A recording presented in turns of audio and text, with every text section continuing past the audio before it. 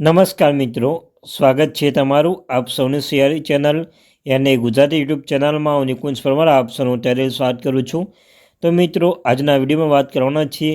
તમે જાણો છો તેમ મિત્રો, ગુજરાત હાઈકોર્ટ દ્વારા આગામી સમયમાં જે મહત્વપૂર્ણ ચુકાદા કરવામાં આવે તો ગુજરાત હાઈકોર્ટે જે તમે જાણો છો મિત્રો, વર્કર્સ અને હેલ્પર્સની બાબતે મહત્વનો ચુકાદો કરવામાં આવ્યો છે કે તેમને પણ મહત્તમ માનવીતા આપવામાં આવે, તેમને પણ કાયમી કરવામાં આવે।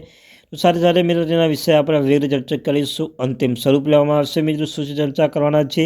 ચર્ચા કરતાં પહેલાં આપણે આ ચેનલ અને ગુજરાતી યુટ્યુબ ચેનલ પર પહેલીવાર આવેલું ચેનલ સબસ્ક્રાઈબ કરી લે છે। અમને ચેનલ પર સરકારી કર્મચારી, નિવૃત્ત કર્મચારી, સાથે સાથે મિત્રો આંગણવાડી ભરતી બાબતે પરિપત્ર આવે, અપડેટ આવે, ન્યૂઝ આવે, કોઈ માહિતી અપડેટ આવે તો પણ તમે જાણ કરવામાં આવશે। તો આપણે આ ચેનલને સબસ્ક્રાઈબ કરવાનું ભૂલશો નહીં। તો મિત્રો, આંગણવાડી બહેનો માટે પણ સારા સમાજ કહી શકાય। હેલ્પર્સ અને વર્કર્સ તમે જાણો છો તેમ મિત્રો ઘણા લાંબા સમય સુધી રાહ જોઈ રહ્યા હતા। અંતે મિત્રો હાઈકોર્ટે મહત્વ ચુકાદો આપી દીધો હતો અને કેન્દ્ર અને રાજ્ય સરકારના અંતિમ સ્વરૂપ લઘુત્તમ વેતન ચૂકવવા માટે પણ આદેશ કરવામાં આવ્યો છે। મિત્રો શું સંપૂર્ણ ચર્ચા કરીશું, વિડીયો સુધી બનાવી જો। તો મિત્રો, કેન્દ્ર અને રાજ્ય સરકારની આંગણવાડી કર્મીઓ કરી રહી છે દીખતી રીતે અન્યાય।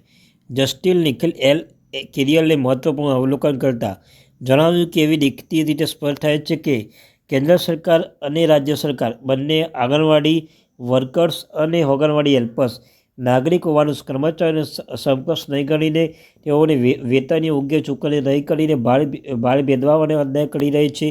સરકાર આંગણવાડી વર્કર્સ અને હેલ્પર્સ રીતે અલગ મૂલવી રહી છે તે અંગે યોગ્ય ખુલાસો કરી શકતી નથી અને તેથી તેઓ સ્વેચ્છાએ સેવા પૂરી પાડી રહ્યા હોય તો મતલબ તો સરકારનો દાવો ટકી શકે તેમ જ નથી।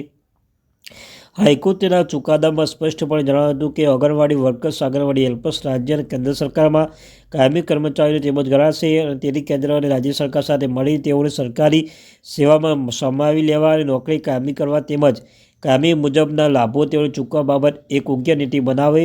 ન્યાય નીતિ બનાવવા માટે કઈ બાબત ધ્યાન રાખવું પડે તે અંગે પણ જસ્ટિસ નિખિલ એલએસ કેરિયલે સ્પષ્ટ કહ્યું છે કે આંગણવાડી વર્કર્સ અને આંગણવાડી હેલ્પર્સ માટે પોસ્ટનું વર્ગીકરણ, તેમના માટે જરૂરી પગાર ધોરણ, ગ્રેડ, તેઓ એરિયસ માટે હકદાર છે અને તેની કટ ઓફ તારીખ પિટિશન દાખલ કરાઈ તેના ઓછામાં ઓછા 3 વર્ષ પહેલાં તે હોવી જોઈએ।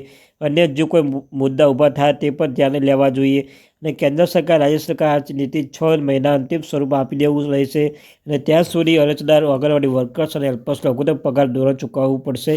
તો મિત્રો તમે જોઈ શકો છો કે જે હાઈકોર્ટમાં ચુકાદો કરવામાં આવે તે નિખિલ જે હાઈકોર્ટ મેં છે તેમણે કહ્યું છે કે 6 મહિનાની અંદર અંતિમ સ્વરૂપ આપી દેવામાં આવશે અને ત્યાં સુધી અરજદાર આંગણવાડી વર્કર્સ હેલ્પર્સ લઘુત્તમ પગાર ચૂકવવામાં આવે તેવી માગણી કરવામાં આવી છે। તો મિત્રો, આ ત્યાંથી મહત્વપૂર્ણ અપડેટ।